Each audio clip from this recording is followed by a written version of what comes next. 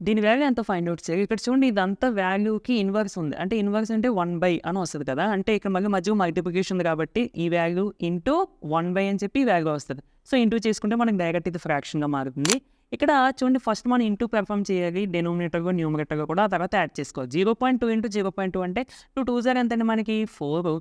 Point ఇక్కడ ఒక digit ముందుంది. ఇటు సైడ్ నుండి ఒక డిజిట్ ముందుంది. అంటే మొత్తం మనం 2 డిజిట్స్ ముందు పెట్టుకోవాలి. అంటే 04 వేసుకొని ఇక్కడ పాయింట్ పెట్టుకొని ఇక్కడ 0 పాయింట్ అని పెట్టుకోండి. ప్లస్ 0.01 డినామినేటర్‌గా కూడా సేమ్ అండి 1, 0.01 ప్లస్ 0.02.